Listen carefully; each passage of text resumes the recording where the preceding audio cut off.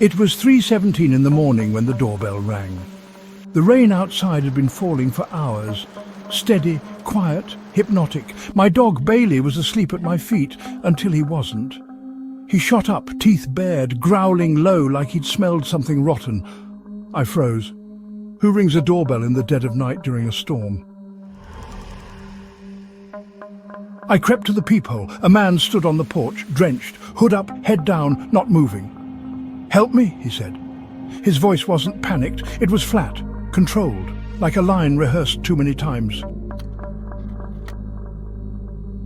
I cracked the door, barely, the chain still latched.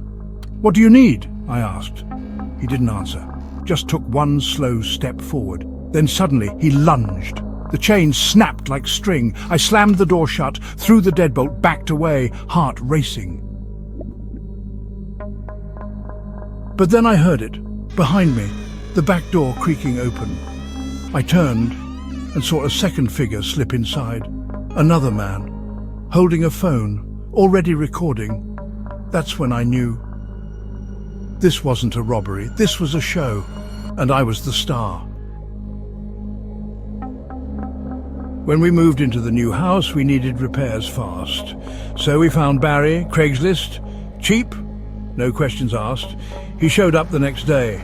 Tall, quiet, always looking, never blinking, the kind of man you don't want to ask personal questions. He worked mostly in the basement. Said the plumbing was bad. We let him stay late, sometimes till after dark. Then one day he was just gone. No goodbye, no final invoice, nothing. That night I heard something in the attic. Footsteps, light, deliberate. Tom checked, found nothing.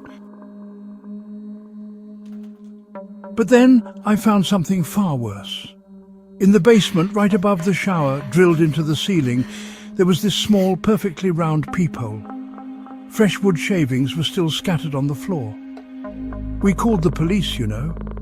They searched again, but this time much more thoroughly. Hidden beneath the insulation, they found a sleeping bag and protein bars and photos, hundreds of photos, of me, in the kitchen, in the shower, in bed. Barry had never left. They found him 3 days later, in the crawl space under our bedroom floor, curled up, watching, a knife in one hand, a GoPro in the other, and a note pinned to his shirt that read, "You shouldn't have called them." It was just a spare room, empty. I kept the door locked because, well, why not? I never used it, didn't think about it, didn't need to. Until one night I came home from my shift and noticed the door was ajar. Inside, a single wooden chair sat in the center of the room. I didn't own that chair. No broken locks, no forced entry. I checked the whole house, nothing else out of place. I told myself it was a prank, that I was just tired, but I couldn't sleep, so I set up a camera, just one, pointed at the hallway. I watched the footage the next morning.